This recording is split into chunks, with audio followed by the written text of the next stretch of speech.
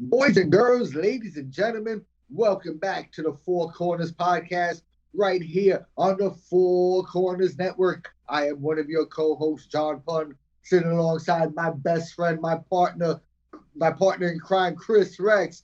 But tonight we have a special guest, folks. He is formerly known as Deviate when he partaked in wrestling. He is the older brother of Chris Rex. We got Brian Rex for you guys. How are we tonight? How are you guys doing this evening? I'm doing good, man. How you guys doing? I'm excellent and improving. If you can't tell, me and Brian are in the same room on different cameras using one mic, and so I can just reach out and touch him.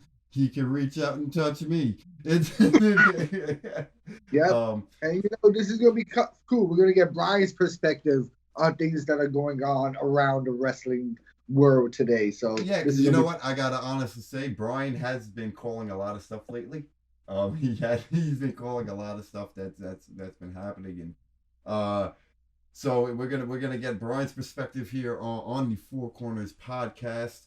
I guess we could start off with the rumors of Eric Young going to WWE after literally killing him on Impact Wrestling. I think that's Um, amazing that they actually killed him off. me and Chris were just having a conversation before. It's like, what are you gonna do with this now? He literally, basically, just killed himself in Impact, and he's gonna come back as Eric Young in WWE. What, Yeah, what, what's the point? Yeah, I don't because in WWE he did keep the same name. He was one of the few that didn't have his name changed when he came over. So I don't know how that's gonna work with a dead Eric Young in Impact, but he's gonna be nice and well on SmackDown. now Brian brought up a point before we started recording. He about Sanity, maybe Sanity coming back. Nikki Cross was very excited at the news. I heard that Eric Young was coming back, Yeah, and I could see that. I could see him bringing back all of them. I You know, mean, it's kind of funny how now it's like Triple H is in control, and it's like everybody wants to be in WWE now. and it seems like Stables is a big part of WWE right now. So The why not? stables have always been a big part of pro wrestling. Hmm? Yeah, Early in the days when I was growing up, you had the big factions. It was part of it. You had the stables, you had your singles, your doubles, yeah, and that was it. yeah, and nowadays it's I notice it's heavily relied on stables. Sometimes I think there's too many. When everybody's in a stable, like I know that's big in Japan. But the way they use it is more like how MMA uses camps. Where it's like that's like their dojo, that's their team, that's their faction. That's their dojos or whatever. Um, and they kind of use it more like a gang thing. Like that's their gang. Suzuki Gun, Bullet Club. They were more like gangs rather than wrestling stables. Um, but I'd like to see Sanity back. I'd like to see what they do with Eric Young if he is coming back. I would say I'm 90% sure he's coming back. Yeah, I pointed yeah. out to But Chris before, like I him teaming up with Dexter Loomis would be kind of I hot. not with the Yeah, gimmick that Lewis is doing though, and Eric Young. I don't think their gimmicks go together. Why not? Because Sanity, he was crazy, right? yeah. I did like the chaos of Sanity. I mean, it could be something different for Dexter Loomis to do. I think what do you do after this whole Miz thing now? Like, what do you That's do with true. him? So yeah, Dexter Loomis and Eric Young might be an interesting team. But I don't think that would be the first thing you do with Eric Young. He should, if not Sanity, he should be by himself. You know, I All right, but going that's the back to what we were only other way we you could were to bring him speak back. about, who's he gonna be? You know what you mean? Eric Young has his own character, his own gimmick that he could get over without having nobody around him. Yeah, but He he just doesn't killed need him a off in group. Impact. Well, what's the point? What do you think is going to be the whole idea of bringing him back anyway? I really hope Triple that H they'll the sees a stable factor. star. Triple H sees a star in Eric Young. It's not like he hasn't been singles before. Yep. He's been singles in Impact before. You know, he's been a world champion there. You know, Yeah. I think I'd like to see him on his own, see what he can do on his own in Me WWE. too. But I do like the idea of Sanity because Sanity kind of the only reason they were broken up is because Eric Young was released. I mean, Yeah. It wasn't he actually. He was brought up to SmackDown, then released. mm-hmm. Sanity was brought to That's SmackDown. Vince for you. Yeah. Vince McMahon. For you. But next, let's talk about a big rumor that's been going around is before we get into that, MJF is the AEW World Champion. I'm happy. We both said that we'd like to see him carry the AEW Championship. Yeah. I do like the idea. Fellow Jew. I'm a fellow Jew, so I love that booking right there. I like the idea of the Burberry belt. Yeah. Yeah, but I want to say I was sitting here watching him, and I told him Regal's going to screw Moxley. Yeah, I told him that. He called it right before it happened. I didn't think it was going to happen. But yeah, so MJF wins the belt with the help of William Regal. And then 3 days later on Dynamite, MJF turns on Regal and lays him out. Now there's rumors of Regal going back to WWE. I'm sure he won't be on TV like he was at AEW. I'm hearing that he didn't have like a multi-year contract or anything like that. Like, he hasn't been there too long, really. But it's just so sudden, and I think that's what's interesting about the whole thing is how sudden it was. It seemed like he was kind of solid foundation of the Combat Club and what's going on with AEW. He seemed to be a solid foundation, and now if he is going back to WWE, it's like it's just kind of out of nowhere. Like you wouldn't expect it. Like he seemed to be heavily involved with AEW. Yeah, and maybe that's a sign of how things are happening in AEW. Why would William Regal be leaving? I don't know. Slow downfall. Yeah. Maybe this roller coaster is just going straight down. You know, there's no more loops. There's no more. You know, maybe he's just got a better offer. Obviously, I think the fact that he was even released in the first place is very odd. Yeah, it was. He was doing good in NXT. But it seemed like at that time he was released, they were getting rid of all of Triple H's people. So maybe he's just like, you know what, I'm just bringing all my fucking people back. Yeah. That's exactly what we've been seeing. All of Triple H's guys are coming back. Yeah. Well, the only two that haven't come back yet is Sasha and Naomi. But those are more Vince's guys. I would say Sasha is more of a Triple H. Triple H. Yeah. She came up. She came up through NXT. Yeah, that's true. And Naomi was a funkadactyl. Yeah. So she's been around a long time. But what do I mean? It's been so long now. It's like, are they even gonna come back, or is it just a dead issue at this point? Like, I don't know. Are they even gonna wrestle again elsewhere? And like, not even with WWE, but like, are they gonna go to Japan? Is Sasha gonna go to Japan? Is Naomi even gonna wrestle again? Are they focused on other brands? I know Sasha has a cannabis brand that she's pushing now. Yeah, which actually that would get her arrested in Japan. I heard that because of her cannabis brand and how strict they are with the marijuana laws in Japan, that she may be arrested if she goes to Japan, which is really weird. Which is really weird. I hope that's not true, but yeah. I hope that's not true, but then I really can't go. That's speculation. That speculation of is still out there. Sasha seems to be happy in whatever she's doing outside of wrestling right now. And I'm sure they're both enjoying that buzz.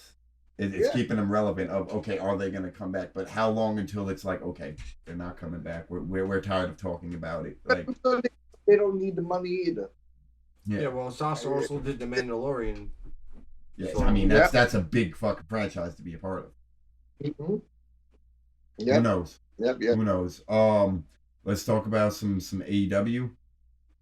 So let's talk about the we had the Elites come back.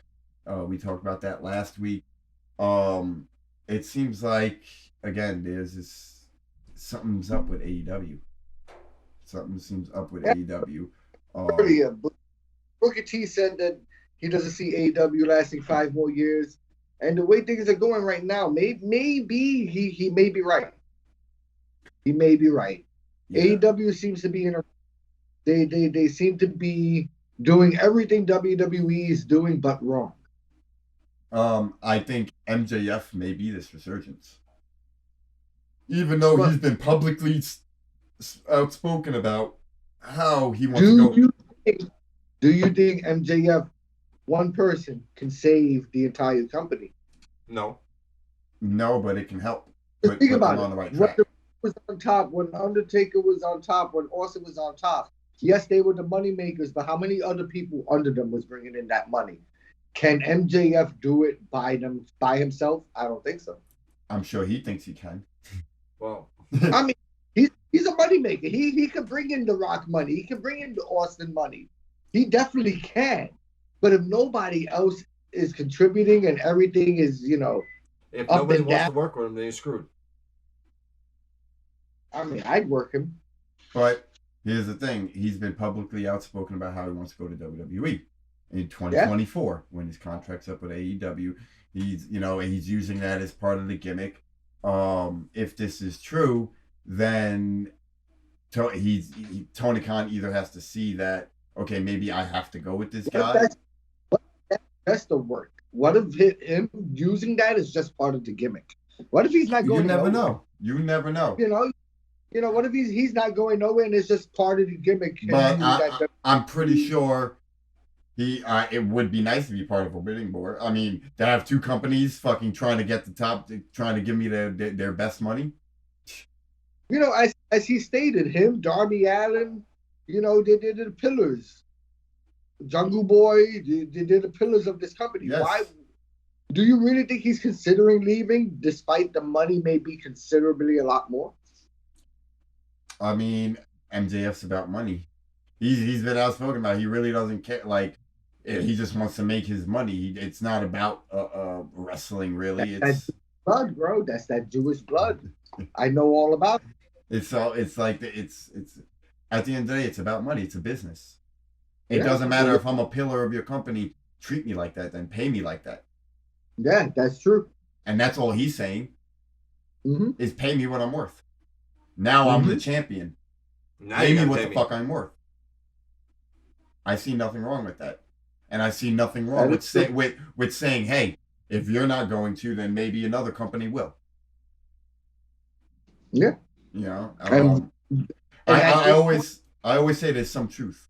There's always some truth to promos. There's some truth to characters. There's some truth to every work.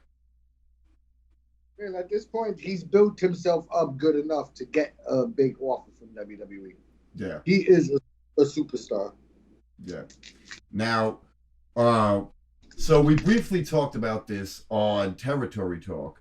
Vice TV's latest series that they're coming out with directly after Tales from the Territories is done, The 9 Lives of Vince McMahon. We first broke the news here on Four Corners podcast that they were working on something. And we thought there would have been a lot of promo for it by now. And it we didn't hear nothing about it. And boom, one day it just pops up during Tales from the Territories. The 9 Lives of Vince McMahon. I mean, just the title alone is like, well, what are they going to fucking talk about here? The What are they gonna scandals, talk the about? steroids, the everything. All his lawsuits. But here's I the thing. wonder if Here's the thing. When we first broke the news, right?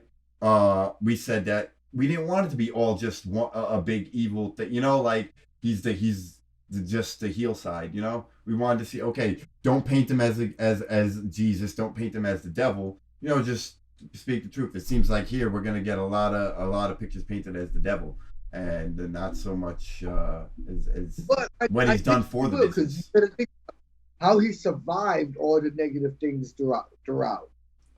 And what he's built from what he got from his father.